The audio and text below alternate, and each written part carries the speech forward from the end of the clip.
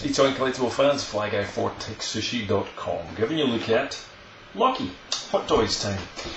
Finally arrived. This guy seems to have been out for ages, but he's here now. Marvel the Avengers version of him. Nice kind of reflective piece on the front of the box there, and we get a picture of Tom himself in the role, looking very cool.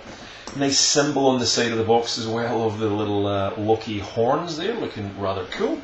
And on the back, of course, just some standard kind of warning and yada yada. Of course, we get a huge emblazoned Loki, which goes with the other designed figures from this range. And that's the kind of slip sleeve that it comes with. Inside, we get a few extras in this one. Standard kind of box, Avengers logo. Just giving you a look on the back of it. And again, there's more of the crew who made the figure itself. Now, let me open this up. A few little bits and pieces that come with this. And there are some instructions which I'll show you, because it's kind of important before you set this one up if you haven't seen them already. So on the instructions you get with Loki, there's a fair bit to get an overview on, and you'll see there one of the key things I should show you is the mouthpiece which comes with it, the muzzle, and you can slip that onto the Hot Toys face there and have that kind of display if you want. I'm not quite sure why anyone would want a kind of gimp Loki, but sometimes you guys either can be a little bit kinky, so whatever floats your boat, you can have that from the scene at the end of the movie. You'll also see how to fix the cape. It's a little bit fiddly at first, but it fits really well once you get that on.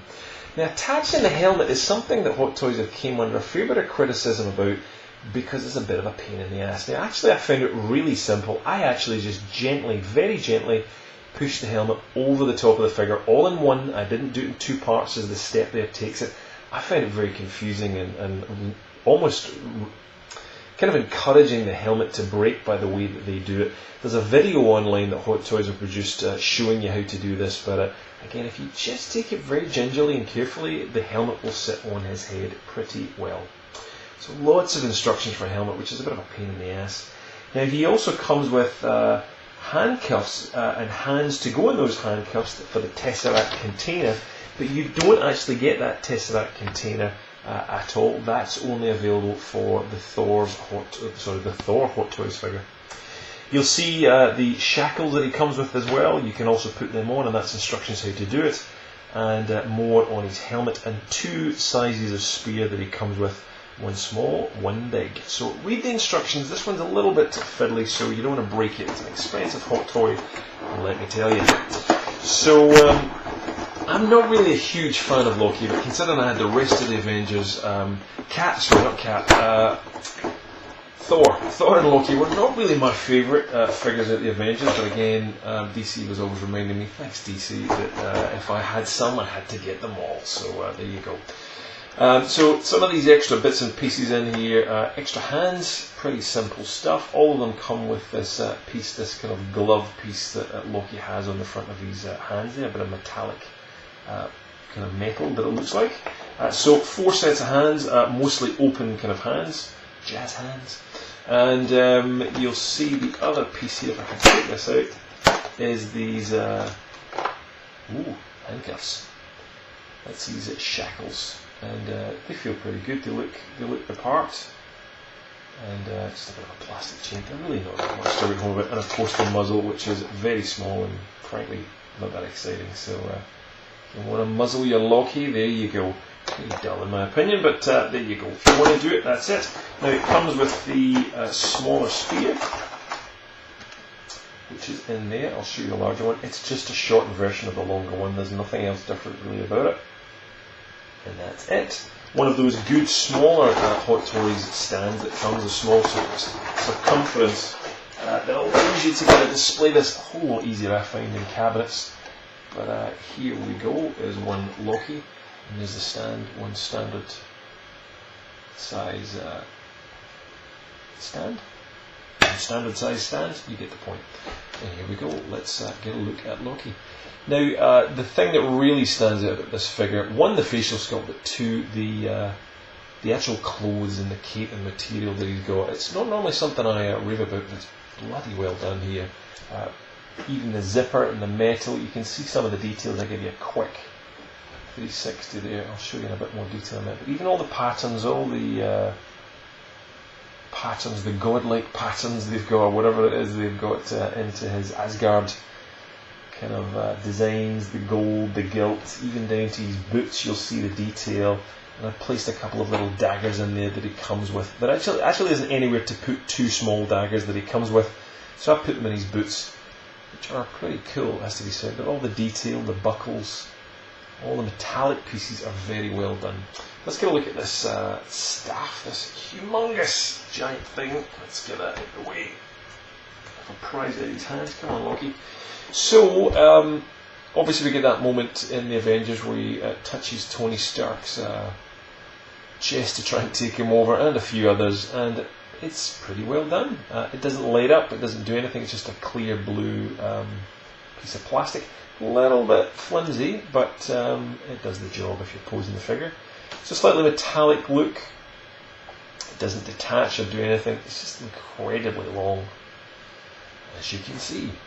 And it comes down to this almost burnt-like or rusted piece at the bottom.